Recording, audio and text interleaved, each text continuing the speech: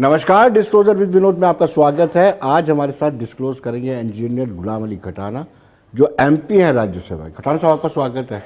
स्वागत है। आप पर बहुत ज़्यादा रिस्पॉन्सिबिलिटी बन गई है। जैसे जैसे चुनाव नज़दीक आ रहे हैं, आप पे जिम्मेदारियां और भी बढ़ती जा रही हैं, तायद होती जा रही है। खासतौर पर अगर बात करें अनंतनाग रजौरी कॉन्स्टिट्यूंसी की, तो उसमें आपका बड़ा अहम रोल माना जा रहा है। आप मानते हैं इस बात को? विनोद जी, मैं पार्टी का बड़ा छोटा कार्यकर्ता हूँ ये आपका बड़ापन है। आप सांसद हैं और हम काम पे बिलीव करते हैं जी, और काम करते हैं और लोगों में रहते हैं। मेरा अक्सर जाना रहता है कश्मीर में, राजौरी, पुंछ में, रियासी में, एरस्टवाइल डोडा में। मैं रिमोट इलाकों में जाता हूँ, लोगों में रहता हूँ। और अगर एक कार्यक्रम के बहाने से हम पुंछ जाएं या राजौरी जाएं, तो हम 10 तरह के नेचर के काम और भी करके आते हैं वहाँ जी। और लोगों के मसाइल है, हॉस्पिटल है, इस तरह जो एसेंशियल डिपार्टमेंट्स हैं उनकी लोगों की बात करते हैं। हाँ। और ऑन द स्पॉट अफसरों से लोगों की इंटरेक्शंस करवाते हैं ताकि उनमें कम्युनिकेशन गैप कम हो जाए। बाकी काम है, काम हम करते हैं, जो भी बढ़ता चले उसको हम काम करते हैं जी। काम बड़ा या छोटा नहीं, काम काम होता है जी। खटाना साहब, सवाल यह है कि रिसेंटली पहाड़ी ट्राइब्स को एसटी का दर्जा दिया गया है और पहाड़ी और गुजर बकरवाल के बीच में वेज क्रिएट करने वाले बहुत सारे सियासतदान हैं, लेकिन आप उनके बीच में पुल का एक मेन पिलर हैं। जब आप पहाड़ियों से मिलते हैं या आप गुजर समुदाय से मिलते हैं, बकरवाल समुदाय से मिलते हैं, कभी आपको ऐसा एहसास हुआ कि इस ऑर्डर के बाद, इस बदलाव के बाद दोनों के बीच में इख्तलाफ बढ़ा है या कम हुआ है, या इख्तलाफ दिखता है आपको? देखिए, जो मेरी ज़ाती तरबियत है जी, और जिस पॉलिटिकल पार्टी में मैं हूं, हमने यही सीखा है कि हम चीज़ों को जोड़ते हैं। नहीं, आपकी सोच ये तो हमने आपको और हम समाजों को जोड़ते हैं। देखिए, अल्टीमेटली होता क्या है विनोद जी, कि जब ये क्यों वेज क्रिएट की जाती है, ये लोगों में डिफरेंसेस क्रिएट करने की वजह क्या होती है? वजह होती है सियासी हेजमनी, पॉलिटिकल हेजमनी। लोग तकसीम होंगे। जैसे बड़े रीजन है जम्मू और कश्मीर, जम्मू और कश्मीर में भी एक वेज क्रिएट करेगी। एक आप देख लीजिए, जम्मू और कश्मीर के लोगों का जहन नहीं मिलता है जी। और फिर आगे सब रीजन्स जो हैं, जैसे राजौरी, पुंछ है, उसमें गुजर और पहाड़ी में एक, और उसमें पहले पार्टीशन से पहले जाट भी था। अब क्या है कि ये वेज इसलिए क्रिएट की जाती है कि जमहूरियत में, लोकतंत्र में, जो पॉलिटिकल पार्टी सत्ता में होती है वो अफसरों के माध्यम से ये चीजें करती है ताकि अफसर जो हैं, लोगों को इतना समय ना लगे, उनकी एनर्जी एग्जॉस्ट हो जाए आपसी इख्तिलाफ में, और सरकार की जो अकाउंटेबिलिटी है उस तरफ ध्यान ना जाए। ये इसकी जो मेरा जो अभी तक का जो जिंदगी का तजर्बा है कि रीजन्स में या सब रीजन्स में लोगों को डिवाइड कर दो किसी इश्यू पे, और उसके बाद सियासी जो पार्टी होगी सत्ता में, उसके लिए और अफसरों के लिए ईज हो जाएगा। लोग आपस में लड़ते रहेंगे, उनकी अकाउंटेबिलिटी नहीं रहेगी, वो क्या काम करते हैं वो, क्योंकि आप देखिए 70 साल हो गए, प्रेशर ग्रुप्स नहीं खड़े होने दिए, सोशल तंजीमें नहीं खड़ी होने दी। पॉलिटिकल पार्टीज की अपनी अपनी कंपल्शन रहती है क्योंकि उनको वोट लेना है। वो कोई जम्मू के लिए बोलेगी, कश्मीर के लिए बोलेगी, कोई थोड़ा बोलेगी, कोई ज्यादा बोलेगी। लेकिन जो समाजी तंजीमें हैं ये नजर रखती हैं कि जो सत्ता में पार्टी है वो क्या कर रही है। इसलिए लोगों में वेज क्रिएट कर दो। गुजर और पहाड़ी में क्यों वेज क्रिएट करी कि राजौरी, पुंछ में लोगों को समय ही ना मिले कि अफसर लोग क्या कर रहे हैं, वो वक्त की सरकार क्या कर रही है। जम्मू और कश्मीर में ऐसा वेज क्रिएट कर दो, और उसका लाभ किसको होता है? जो सत्ता में होगा, और इनडायरेक्टली ब्यूरोक्रेसी को। जी। वो नहीं काम करेंगे, उनकी अकाउंटेबिलिटी नहीं होगी, प्रेशर ग्रुप्स नहीं होंगे। तो ये बड़ा दुर्भाग्यपूर्ण बात है। जैसे जम्मू और कश्मीर के लोगों में भी है, इसी एनालॉजी पे वहाँ थी। हमने जोड़ने का काम करा भारतीय जनता पार्टी। कितना जोड़ पाया है, मैं वही पूछ रहा हूँ। आप जब पहाड़ियों में जाते हैं, क्या गुजरों को कोसते हैं? जब आप गुजर समुदाय के बीच में जाते हैं, क्या वो सरकार को कोसते हैं? सवाल यह है। देखिए, जो लोग गुजरों को ये कहते हैं कि तुम्हारा हिस्सा पहाड़ी खा जाएंगे, बेसिकली वो गुजरों को देना नहीं चाहते, ना उन्होंने दिया, ना देना चाहते, ना आगे कभी दे सकते हैं। गुजर को अगर कुछ भी मिला है 92 में, तो वो नॉन कांग्रेस सरकार ने दिया है जी। अगर उनको नौकरियों में, जहां उसमें मिला था प्रोफेशनल कॉलेजेस में एडमिशन, वो चंद्रशेखर सरकार ने उस वक्त दिया था। और जो पार्टी हमेशा गुजर को वोट के तौर पर इस्तेमाल करती है, इन्होंने गुजर की वेलफेयर के लिए, ठीक है कुछ कहीं हॉस्टल बनाए होंगे जी, लेकिन उनका भी यही रखा गया कि उनको, वो एक साजिश थी कि गुजर को एक पुश्तानी जो उसका काम है, एक बच्चे को आपने उस एनवायरनमेंट से बिल्कुल उसमें लाया, जब वो ग्रेजुएट हो गया, चाहे तो वो उसकी जॉब लग जाए, तो बाद में वो ना वो खेत में काम कर सकता, ना वो। भारतीय जनता पार्टी का इसके इन चीजों के लिए थोड़ा अलग से व्यू है। भारतीय जनता पार्टी ये कहती है कि जो उसका पुश्तानी काम है, वो एक मॉडर्न लेवल का, वर्ल्ड लेवल का, अगर वो भेड़ बकरी रखता है तो वो फार्मिंग करे, अगर वो भैंस रखता है उसमें मॉडर्न टेक्निक से आए, उसका दूध निकालने का, दूध को सेल करने का, उसको आउटलेट से, जानवरों को मॉडर्न टेक्निक से, उनका वो मर जाए उनके लिए खाने के लिए, उनको मतलब एक मॉडर्न टेक्निक, वैसे भी वो इकोलॉजी का एक हिस्सा है। मैं आपको बताऊं कि हमारा कई बार अफसरों को हम बोलते हैं कि भाई जो ये भेड़ बकरी है, खासकर भेड़ बकरी, गाय भैंस बैल जब जंगल से चरते हैं तो जो स्ट्रॉ है, जो आग का जरिया बनता है, वो उसको चुनते हैं, और नेचुरल मैन्योर, और ये इकोलॉजिकल एक और वो जो आपके पहाड़ गिर रहे हैं वो क्यों नहीं गिरेंगे?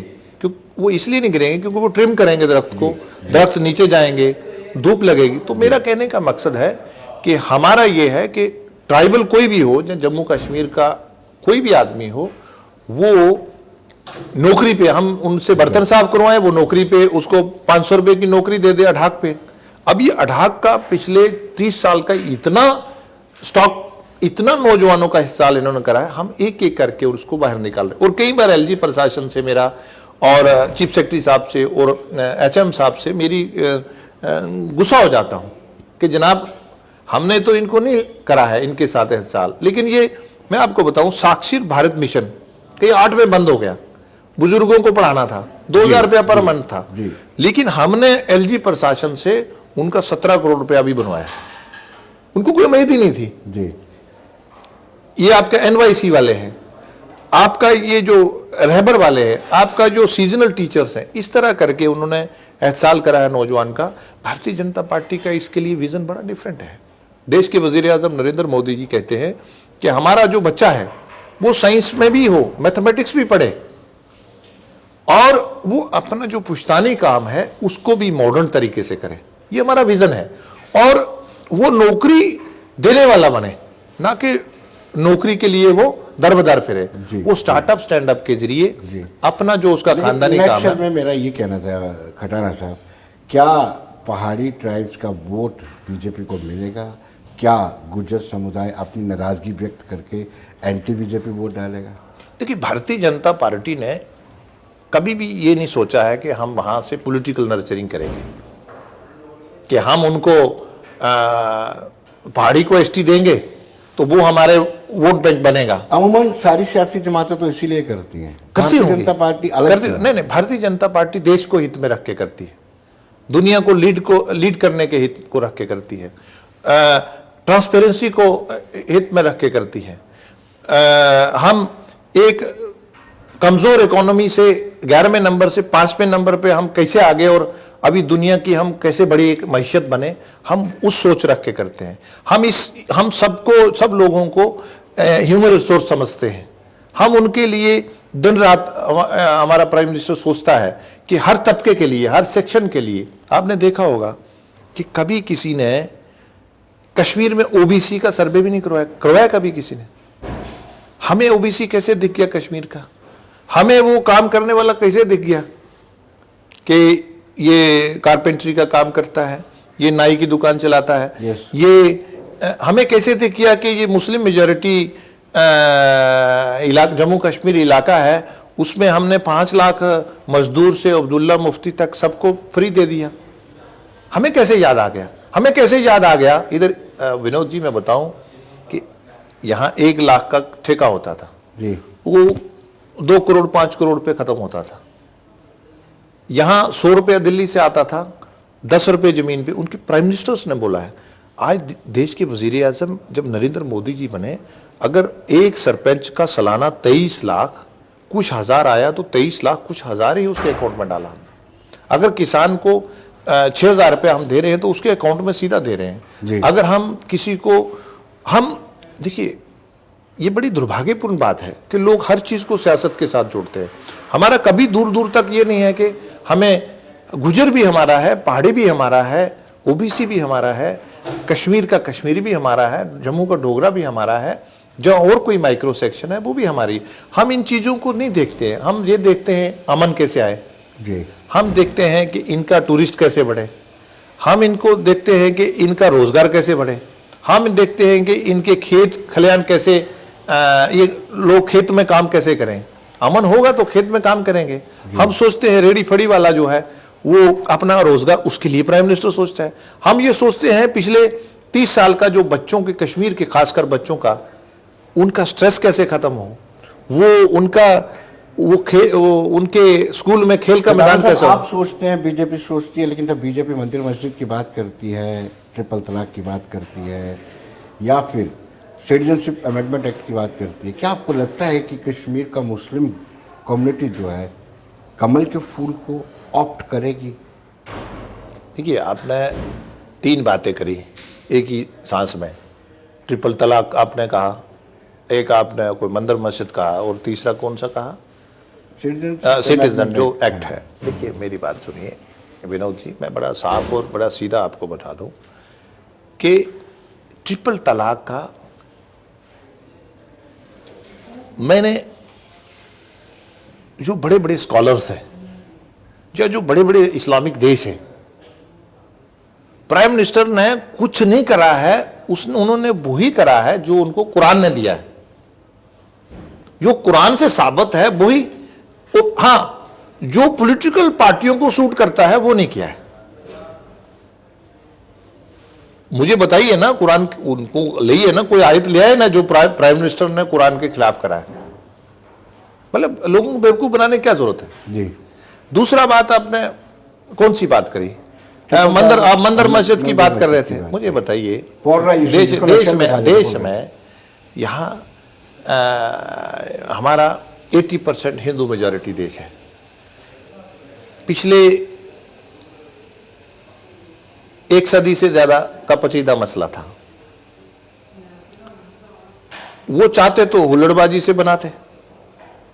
देश की सबसे बड़ी और दुनिया की सबसे बड़ी सुप्रीम कोर्ट ने ऑर्डर किया और उसके साथ ये भी करा कि मस्जिद को भी 5 एकड़ जमीन दे दो। मतलब आप उल्टा करके देखिए ना कि अगर हम जहां 80% होते तो हम हुल्लड़बाजी से बनाते। आप पेशेंस देखिए ना, आप देखो, एक साइड नहीं देखना है जी। कम से कम उस अदालत ने कहा है, अब उसको आप इधर उधर। और वैसे भी अगर मैं इसकी जाऊंगा नीचे तो वैसे फिर मैं बोलूंगा झगड़े वाली जगह में नमाज होती है या नहीं होती है, फिर मुसलमान मुझे कहेंगे ये कौन सा।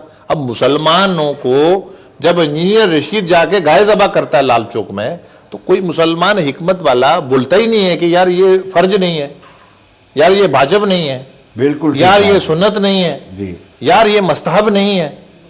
ये तो मुबाह में आती है कि आपने मीठे बिस्कुट खाए या नमकीन खाए, ठीक है। जब सिक्योरिटी होगी, फूड की कहत पड़ते होंगे तो जिंदा रहने के लिए इंसान को ये चलता होगा। बट इतना बड़ा आप लोगों को बेवकूफ बनाते हैं। मुझे बताइए, कांग्रेस हदीस से साबित है क्या?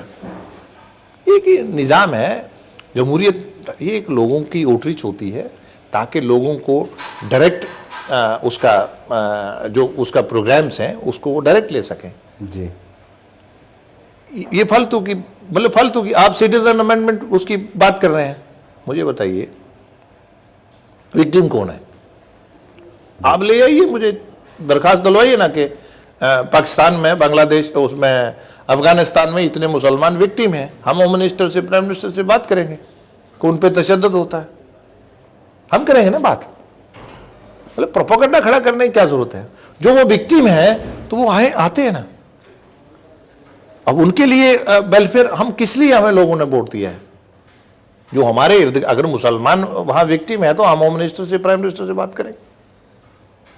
आए ना, लिस्ट लाए कि पाकिस्तान की हुकूमत उनको टार्चर करती है, उनको हक नहीं देती है, उनको कोई नहीं देती है, हम बात करेंगे। हवा खड़ा करने की क्या जरूरत है? जी, लेकिन जिस तरीके से कहा जाता है कि भारतीय जनता पार्टी की तरबियत और सोच सिर्फ ध्रुवीकरण करने की है, विपक्ष यानी कांग्रेस ये एलिगेशन लगाती है कि भारतीय जनता पार्टी चुनाव में पोलराइजेशन करती है। अरे मेरी बात सुनिए आप जी। बात करने से क्या होता है? कान बोलता है। आप कांग्रेस, नेशनल कॉन्फ्रेंस या पीडीपी से आप पूछिए कि 40,000 जो मासूम कश्मीरी मरा है उसका जिम्मेदार बीजेपी है? आप पूछिए ना, आप किसी दिन बुला लीजिए उनको जी। आप उन्हें पूछिए कि जो कब्रिस्तान आपने भरे हैं, जो यतीम बच्चे हैं कश्मीर में, हमने उनको पत्थर के बजाय स्कूल भेजा है, हमने उनको प्ले ग्राउंड में भेजा है। आज मजदूर वहां फड़ी लगाता है, रेड़ी लगाता है, आज वहां दुकानदार अपनी दुकान खोलता है। इस्लाम का बेसिक कंसेप्ट है अमन, पीस, वो हमने लाया है। और वो चाहते हैं, ये कौन होते हैं हमारा बचोलापन वो करने वाले? ये कौन है? हिसाब किताब वाली पार्टी कौन सी आ गई जी? ये चाहते हैं पीएससी में हम 4 लोग हमारे लगते थे, भाई वही लगेगा जो एलिजिबल होगा। सरपंच हमने नहीं पूछा कि हमने क्या बीजेपी के सरपंचों को 23 लाख सालाना दिया है क्या? हमने बीडीसी डीडीसी को, वो दूसरी पार्टियों के भी थे। अगर एक कांग्रेस सत्ता में होती तो ऐसी वेलफेयर स्कीम देती क्या? उनको देती तो रोका किसने था? मतलब हमने कोई रोक के तो नहीं ना रखा, उनको सत्ता में रहे वो, हमने उनको थोड़ी रोका कि लोगों के वेलफेयर की स्कीम्स बनाइए। आपने कब्रिस्तान के आकार की बात की कि लगातार बढ़ता गया और कौन इसके लिए जिम्मेदार है।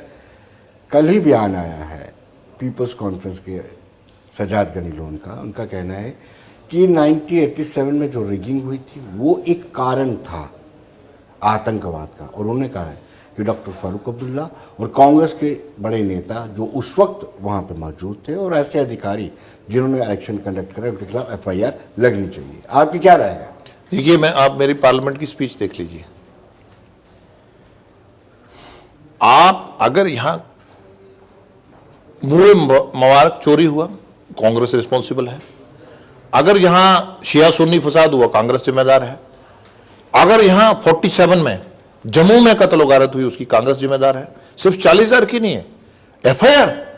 मैं कहता हूं इस पे कमीशन बनना चाहिए, और कमीशन मकर, और दूध का दूध पानी का पानी। कश्मीर के मासूम अवाम को, कश्मीर के मासूम अवाम की क्या गलती है? किस कांग्रेस ने उनके दिमाग में दोहरी जहनियत क्रिएट करी? ये खुद उनसे 96 में लोगों ने इनको 2/3 मेजॉरिटी दी, और ऑटोनॉमी के नाम पे इन्होंने वो डस्टबिन में डाली और उमर अब्दुल्ला साहब ने मिनिस्ट्री ले ली।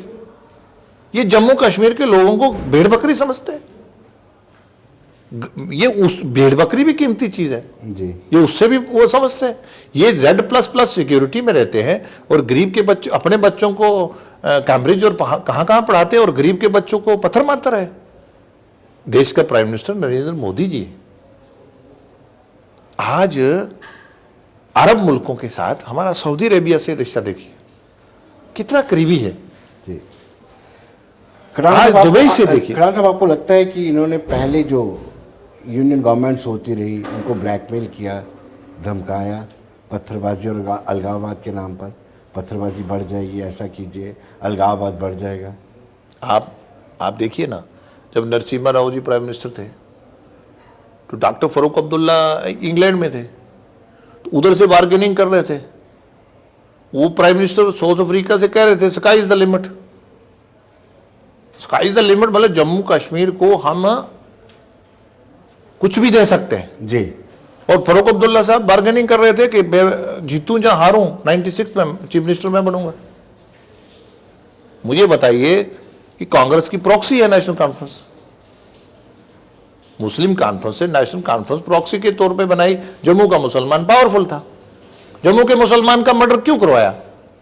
क्योंकि वो शेख अब्दुल्ला को लीडर नहीं मानता था, कत्ल करवाया दिन दहाड़े इन्होंने 47 में, 2.5 लाख मुसलमान मरवाया एक साजिश के तहत कांग्रेस और इसने। मेरे से आप सच क्यों उगलाना चाहते हैं? कौन है रिस्पॉन्सिबल उसका? अगर हम रिफ्यूजी को 70 साल बाद दे सकते हैं तो इस पे भी कमीशन मुकर्रर हो सकता है जी। लेकिन डॉक्टर फारूक अब्दुल्ला का कहना है कि भारतीय जनता पार्टी चाहती है कि जैसी रशिया और चाइना में डेमोक्रेसी है, भारतीय जनता चाहती है, भारतीय जनता पार्टी चाहती है कि यहाँ पर भी, इंडिया में भी, भारत में भी इस तरह की डेमोक्रेसी हो। अब उनका कोई टेकर नहीं है इन बातों का। वो वक्त चला गया कि वो कश्मीर में कुछ बोला, जम्मू में कुछ बोला, दिल्ली में। आज आप कहीं भी बोलते हैं जमीन के नीचे भी वो पता होता है। आज ये स्लोगन कश्मीर में कोई टेकर नहीं है, कश्मीर में लोगों के पास ऑप्शन नहीं है, अदरवाइज इनको कौन वोट देगा? ये मौत के सुदागर हैं। ये जो आप अभी कह रहे थे अनंतनाग और उसकी जो कॉन्स्टिट्यूएंसी का कैंडिडेट है, मुझे बताइए पुंछ में 40% गुजर था, रजौरी में 40% गुजर जी, और इन्होंने इंटर डिस्ट्रिक्ट रिक्रूटमेंट बैंक थोप दिया। किसने थोपा? ये मियां अल्ताफ सांबा में गया कि तुम्हारा हिस्सा रजौरी वाला खा जाएगा जी, कठुआ में गया तुम्हारा हिस्सा पुंछ वाला खा जाएगा, ये उधमपुर में गया। ये किस मुंह से जाएगा रजौरी और पुंछ में वोट मांगने? अनंतनाग की खा जाएगा, जम्मू के गुजर की खा जाएगा। अरे जिनकी 40% रजौरी पुंछ के गुजर की पॉपुलेशन थी रजौरी के, उसको आपने 10% रिजर्वेशन थी, आपने उसकी 40 बनती है एज पर पॉपुलेशन, आपने उसको 10 दी। मतलब एससी जाके कुपवाड़ा में 7% ले गया जी, पर गुजर जो है रजौरी और पुंछ का, जम्मू में गांधरबल में उसमें अनंतनाग में वो अप्लाई नहीं कर सकता था। जी। किसने बैन लगाया?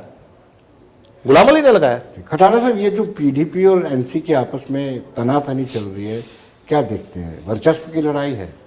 पीडीपी ने भी कह दिया कि हम तीनों के तीनों कैंडिडेट खड़े कर देंगे 3 सीटों पर। कांग्रेस के ही बच्चे हैं, बड़ा छोटा, तो इनको मैं क्या कहूँ। नेशनल कॉन्फ्रेंस बड़ा बेटा है, पीडीपी छोटा बेटा है, अब तो बहुत बच्चे और भी हैं, अब मेरे से और क्या बुलाते हैं। लेकिन आपकी भी ABCD टीम कहा जाता है, आपकी भी 2-4 टीमें आपने भी खड़ी कर दी हैं, ये आरोप लगता है आप पर। आरोप लगाने से क्या होता है जी? आरोप लगाने से क्या होता है? लोगों को सब मालूम है कौन किसकी टीम है। हमारी जम्मू कश्मीर में हम जम्मू कश्मीर के लोगों की चिंता करते हैं, उनकी वेलफेयर की चिंता करते हैं। हमारा कोई पॉलिटिकल नर्चरिंग का दूर दूर तक कोई सियासी फायदा लेने का, भारतीय जनता पार्टी का मुफाद परस्ती का हम यहाँ अमल लाना चाहते हैं और यहाँ के लोकल नौजवानों की यहाँ अपने ढंग से वो अपनी आगे असेंबली में भी अपनी हुकूमत बनाए, इस तरह का भारतीय जनता पार्टी का मिशन है। हम किसी फैमिली के 10 लोग सियासत में आ गए उनके खिलाफ नहीं है, हम उसके खिलाफ हैं कि बाप दादा से पार्टी में पावरफुल, बेटा पार्टी में पावरफुल, पोता पावरफुल जी। और जो टैलेंटेड आदमी है नेशनल कॉन्फ्रेंस में जी, जो टैलेंटेड आदमी है पीडीपी, जो टैलेंटेड आदमी है कांग्रेस में, उसको कभी मौका मिलेगा? हम ये बात करते हैं कि एक खानदानी राज है। हम खानदानी राज ये नहीं कहते हैं कि उनके 15 लोग सियासत में क्यों आ गए।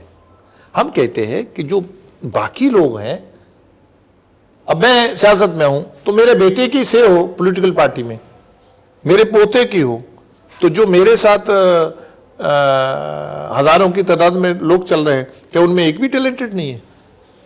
हमारा ये कहना होता है, उसका मकसद जी, हम खानदानी राज इसको बोलते हैं। चलिए, आखिरी सवाल खटाना साहब आपसे ये रहेगा, आप मुस्लिम फेस हैं, राज्यसभा के सदस्य हैं भारतीय जनता पार्टी के, और आपको क्या लगता है कि लोकसभा चुनाव में कमल का फूल कश्मीर वैली से खिल सकता है? देखिए, कश्मीर में हमारी एक्सेप्टेबिलिटी है। मैं हर ज़िले में गया, मैंने वो किसी पॉलिटिकल पार्टी का वीडीसी, डीडीसी, वो कॉरपोरेटर, वो आम आदमी किसी पार्टी से जुड़ा, मैंने उसको कभी पूछा नहीं। लेकिन एडमिनिस्ट्रेशन के साथ उनको बैठाना, एडमिनिस्ट्रेशन को इंस्ट्रक्शंस देनी कि इनकी बात सुना करो, इनको स्माइल फेस से मिला करो, ये आप स्माइल फेस से मिलेंगे, ये आपकी बात करेंगे गांव में कि फलाने वाला अफसर अच्छा है। तो हमने इस तरह करके कश्मीर में काम करा। आज भारतीय जनता पार्टी की पूरी कश्मीर में एक्सेप्टेबिलिटी है, और जो हमारा एर्स्टवाइल डोडा है, जहाँ रजौरी पुंछ है, जहाँ मैं कहता हूँ कि मैं पूरे देश में जहाँ भी मुस्लिम वो सीट्स हैं, वहाँ भारतीय जनता पार्टी की मुस्लिम समाज में एक एक्सेप्टेबिलिटी जी सीधी सामने उनको पता आपने चला। ये नहीं बताया कि खिल सकता है कि नहीं? फूल खिलेगा, क्यों नहीं खिलेगा? फूल ही तो खिलना है, अब और क्या रह गया? जी कमल ही खिलेगा। और तो कमल के पास विजन है। जी कमल मुसलमान को वोट बैंक नहीं समझता, कमल दलित को वोट बैंक नहीं समझता, कमल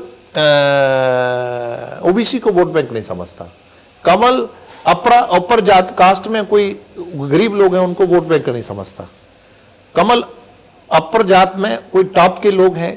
कमल ये सोचता है कि बिजनेस को, कम्युनिटी को भी, कॉरपोरेट को और मजदूर को भी, आखिरी आदमी को भी, ये दोनों देश के हैं, दोनों की अपनी अपनी इंपॉर्टेंस है।